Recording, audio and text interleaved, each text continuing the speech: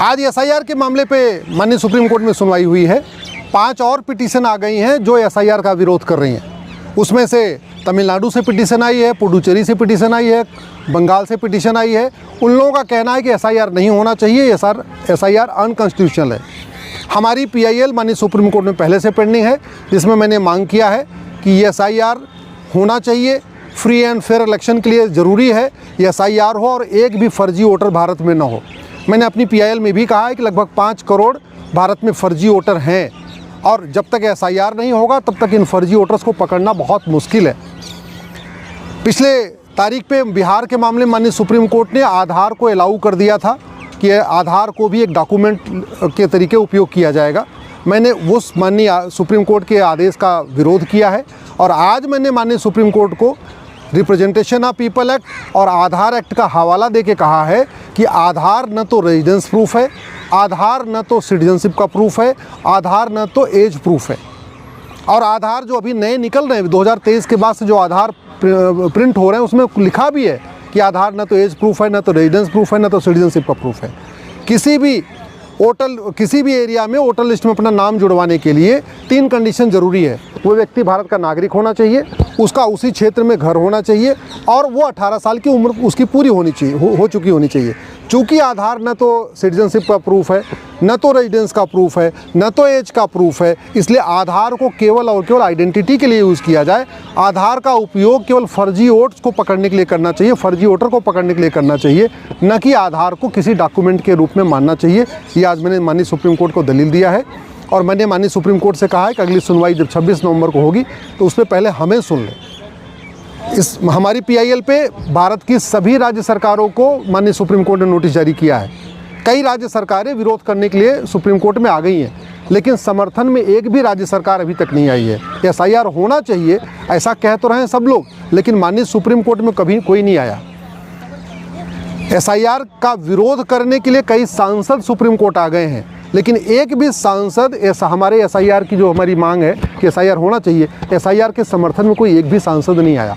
विधायक भी आ गए हैं एसआईआर का विरोध में, लेकिन कोई एक भी विधायक एसआईआर के समर्थन में नहीं आया।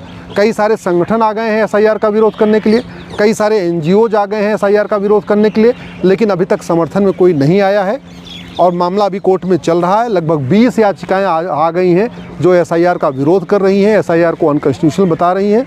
26 नवंबर को इस पर फिर सुनवाई होगी, 26-27 नवंबर को, और मुझे पूरा विश्वास है कि एसआईआर की प्रक्रिया जारी रहेगी। पूरे देश में एसआईआर होगा, रेगुलर इंटरवल पे एसआईआर होगा, हर 5 साल पे एसआईआर होगा, डोर टू डोर जाके एसआईआर होगा। हमने जो फॉर्म 6 है उसको भी चैलेंज किया हुआ है। अभी आधार एक्ट कहता है कि आधार रेजिडेंस प्रूफ नहीं है, डेट ऑफ बर्थ का प्रूफ नहीं है, डोमिसाइल का प्रूफ नहीं है, लेकिन फॉर्म 6 पे आधार को as a proof of age proof माना गया है। तो वो फॉर्म 6 को बदलना ज़रूरी है। फॉर्म 6 को बदलने की जिम्मेदारी केंद्र सरकार की है, पार्लियामेंट की है, लेकिन फॉर्म 6 अभी तक बदला नहीं गया है, इसलिए बहुत सारा कन्फ्यूज़न हो रखा है। इसलिए हमने फॉर्म 6 को भी चैलेंज किया है कि फॉर्म 6 में से आधार को जो एज प्रूफ माना जा रहा है इसको निकाला जाए, क्योंकि ग्राउंड लेवल पे बीएलओ और वोटर आपस में झगड़ा कर रहे हैं, आपस में टकरा रहे हैं। फॉर्म 6 पे लिखा हुआ है कि आधार एज प्रूफ है, बीएलओ कहता है एज प्रूफ नहीं है, फिर वहाँ पे ग्राउंड लेवल पे इसमें बहुत सारी समस्याएं आ रही हैं। आज ये भी मैंने माननीय सुप्रीम कोर्ट को बताया है। अगली सुनवाई पे मुझे पूरा विश्वास है कि तब तक केंद्र सरकार की तरफ से इस पर स्टैंड क्लियर हो जाएगा, लेकिन फॉर्म 6 को बदलना बहुत ज़रूरी है। एक और जो समस्या आ रही है आधार एक्ट को लेके, चूँकि आधार एक्ट में लिखा हुआ है कि कोई भी व्यक्ति जो 6 महीने भारत में रह ले उसका आधार बन सकता है, और बड़े पैमाने पे जिनको पार्षद का चुनाव लड़ना है, प्रधान का चुनाव लड़ना है, विधायक का चुनाव लड़ना है या लोकसभा का चुनाव लड़ना है, वो लोग घुसपैठियों का आधार बनवा रहे हैं। आधार बनवाने के लिए केवल एक लेटर हेड पे लिख के देना है, पार्षद प्रधान लिख दे या सांसद विधायक लिख दे कि हाँ ये 6 महीने से यहाँ रह रहे हैं, तो आधार बन जाता है।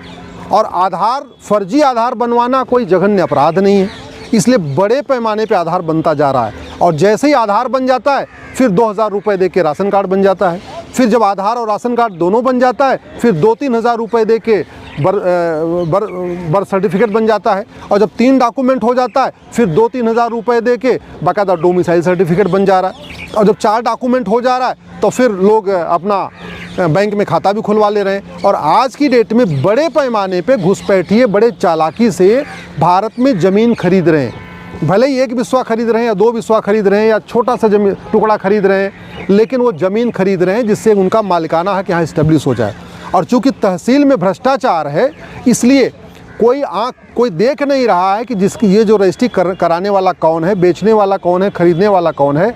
और धीरे धीरे रोहिंग्या हैं या बांग्लादेशी हैं, वो देहात के एरिया में, रूरल एरिया में जा के वहाँ पे ज़मीनों का पट्टा भी करवा रहे हैं, ज़मीन अपने नाम पे खरीद भी रहे हैं। और जब उनके पास चूँकि 5-6 डॉक्यूमेंट हो गया, ज़मीन उनके नाम पे हो गई, तो फिर आप NRC करिए, SIR करिए, कुछ भी करिए, आप उनको बाहर निकाल नहीं सकते। इसलिए मेरा केंद्र सरकार से अनुरोध है कि सबसे पहले वो फॉर्म 6 को बदलें, तत्काल बदलें।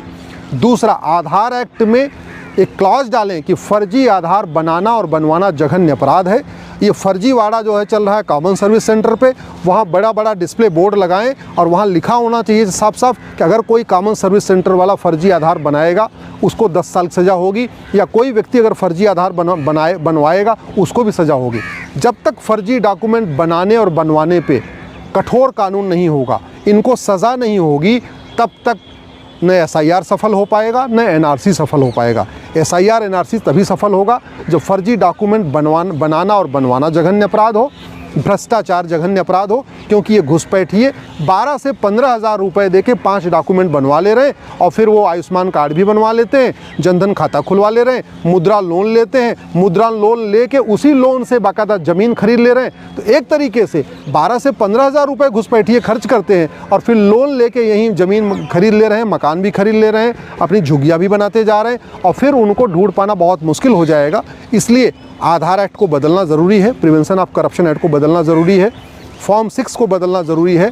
जो हमारा रिप्रेजेंटेशन ऑफ पीपल एक्ट 1950 का है, इतना पुराना हो चुका है, 78 साल बीत चुके हैं, उस एक्ट को बदलना ज़रूरी है, तभी देश सुरक्षित रहेगा। नहीं तो 9 राज्यों की डेमोग्राफी पहले बदल चुकी है, 800 जिलों में से 200 जिलों की डेमोग्राफी पहले बदल चुकी है, 6000 तहसीलों में से 1500 तहसीलों की डेमोग्राफी पहले बदल चुकी है, बॉर्डर पे जो 300 तहसीलें हैं उसमें से 300 की डेमोग्राफी बदल गई है। और ये खतरा डे बाय डे बढ़ रहा है कि घुसपैठिए बड़े प्लान्ड वे में यहाँ बसते जा रहे हैं, डॉक्यूमेंट बनवाते जा रहे हैं, ज़मीन खरीदते जा रहे हैं, रेंट एग्रीमेंट कराते जा रहे हैं, प्लॉट भी खरीद रहे हैं, झुग्गियाँ भी बना रहे हैं, सब कुछ करते जा रहे हैं। उसको रोकने का यही तरीका है, SIR हो, NRC हो, लेकिन सबसे पहले कानून को बदला जाए।